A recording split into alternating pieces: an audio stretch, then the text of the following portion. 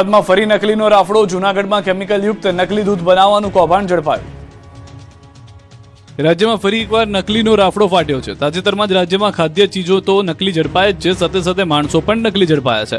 એટલું જ નહીં, આપણે જ્યાં સારવાર કરાવવા જઈએ છીએ તે તબીબ પણ નકલી ઝડપાયો છે. જૂનાગઢમાં સૌથી ચોંકાવનારી વિગતો સામે આવી છે. સવારે ઉઠીને જેમને ચાની ચુસ્કી લેવી પડતી હોય તેમને આ દ્રશ્યો ખાસ જોઈ લેવા. ખાડિયાના હનુમાનપરા વિસ્તારમાં રહેણાંક મકાનમાં કેમિકલ યુક્ત નકલી દૂધ બનાવતું હોવાનું સામે આવ્યું છે. જુઓ, પામોલિન તેલમાં સફેદ પાવડર નાખી સેંકડો લીટર દૂધ ઉત્પાદન કરવામાં આવતું હતું અને તે દૂધના લોકોના ઘર સુધી પહોંચાડવાના કાવતરાનો પર્દાફાશ થયો. સામાન્ય લાગતા આ દ્રશ્યોમાં ગંભીર બીમારીને આમંત્રણ આપતા દ્રશ્યો છે. થોડા રૂપિયાની લાલચમાં અશખ્સ હજારો લોકોના આરોગ્ય સાથે ચેડા કરતો. પોલીસે રેડ દરમિયાન મકાનમાંથી અંદાજે 50 લીટર નકલી દૂધ મેળવ્યું. સાથે જ પામોલિન તેલના ડબ્બા અને દૂધ બનાવવાનો પાવડર પણ જપ્ત કર્યો અને વધુ તપાસ શરૂ કરાઈ છે. અમદાવાદ પંથકમાં ફરી દીપડાની દહેશત. ગુમા બાદ હવે સાણંદના મોટી દેવથી ગામે દીપડાની સત્તાવાર પુષ્ટિ. અમદાવાદમાં દીપડો ધરાવી રહ્યો છે. આશરે 1 મહિના બાદ દીપડાની ફરી એકવાર સગડ મળી છે. આ વખતે સાણંદ તાલુકામાં દીપડો દેખાતા ફફડાટ ફેલાયો. આ પહેલા 20 જુલાઈએ ઘુમાની એક સોસાયટીમાં દીપડાના આંટાફેરા સીસીટીવીમાં કેદ થયા, જે બાદ હવે સાણંદમાં 4 પગનો આતંક જોવા મળ્યો છે. સાણંદ તાલુકાના મોટી દેવતી ગામે દીપડો હોવાની વન વિભાગે સત્તાવાર પુષ્ટિ કરી છે. મોટી દેવતી ગામે ઈંટના ભઠ્ઠા પાસે અજાણ્યા પ્રાણીના ફૂટપ્રિન્ટ મળી આવ્યા છે.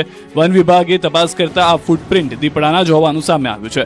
દીપડાની હાજરીની પુષ્ટિ થયા બાદ વન વિભાગે તેને પકડવા માટે સ્થળ પર પાંજરા ગોઠવ્યા. સાથે જ વન વિભાગનો સ્ટાફ સતત વિસ્તારમાં શોધખોળ કરી રહ્યો છે. દીપડાની હિલચાલને પગલે ગ્રામજનોમાં ભયનો માહોલ છે. જોકે વન વિભાગે ગ્રામજનોને પેનિક ન કરવા અને અફવા ન ફેલાવવા અપીલ કરી છે. પગમાર્ક્સના અવલોકન કરેલ હતા.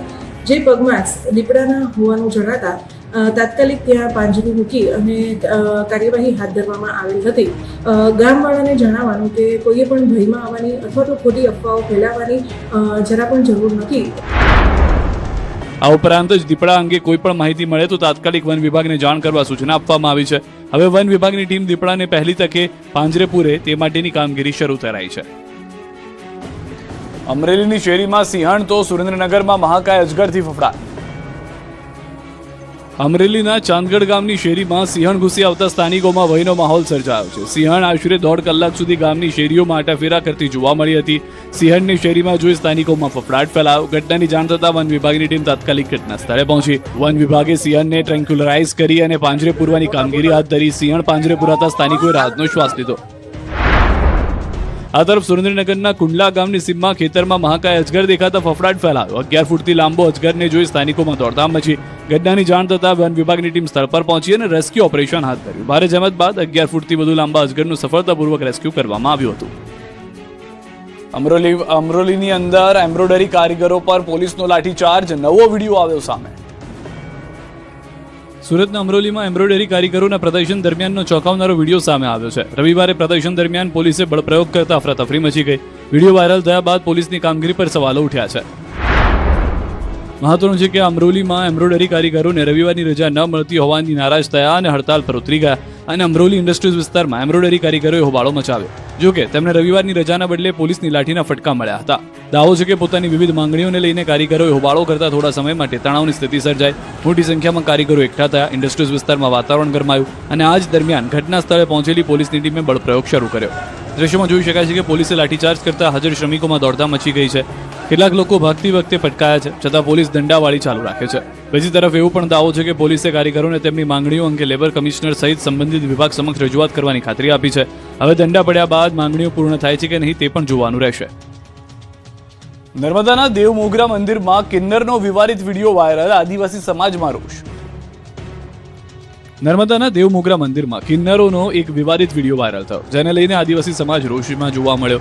વાયરલ વિડીયોમાં કિન્નરે ડિમ્પલ વસાવા માતાજીની મૂર્તિ પર પૈસા ઉડાવ્યા હતા. વિડીયો સોશિયલ મીડિયા પર વાયરલ થયા બાદ આદિવાસી સમાજના યુવાઓએ વિરોધ નોંધાવ્યો. સાથે જ મંદિર પરિસરમાં ફોટો અને વિડીયો બનાવવા પર પ્રતિબંધ હોવા છતાં વિડીયો કેવી રીતે બનાવ્યો તેને લઈને પણ સવાલો ઉઠાવ્યા છે. વિવાદિત વિડીયો સામે આવ્યા બાદ મંદિર ટ્રસ્ટની કામગીરી અને મંદિર પરિસરના જવાબદારોની ભૂમિકા સામે પણ સવાલો ઉઠી રહ્યા છે. ઘટનાને લઈને વિવાદ વકરતા ડિમ્પલ વસાવાએ માફી માંગી છે.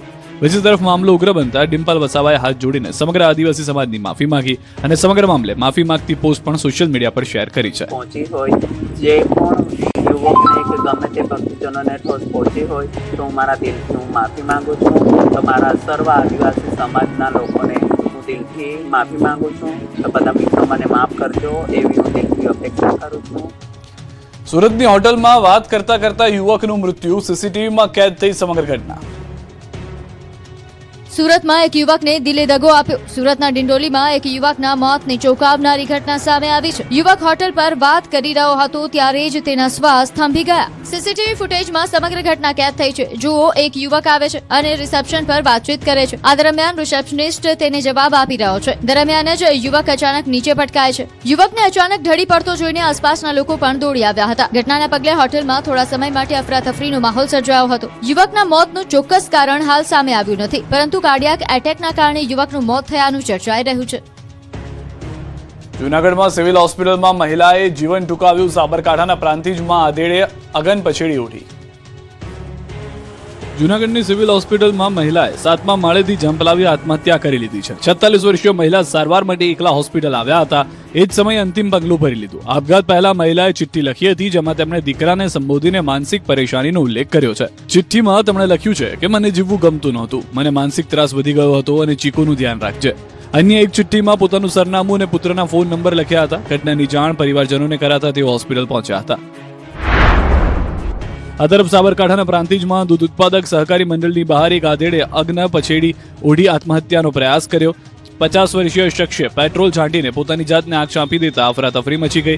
સ્થાનિકોએ તાત્કાલિક આધેડની મદદે પહોંચી ગયા. જોકે જ્યાં સુધીમાં આગ બુઝાય ત્યાં સુધીમાં આધેડ 70%થી વધુ દાઝી ગયા. આપઘાતનું કારણ અકબંધ.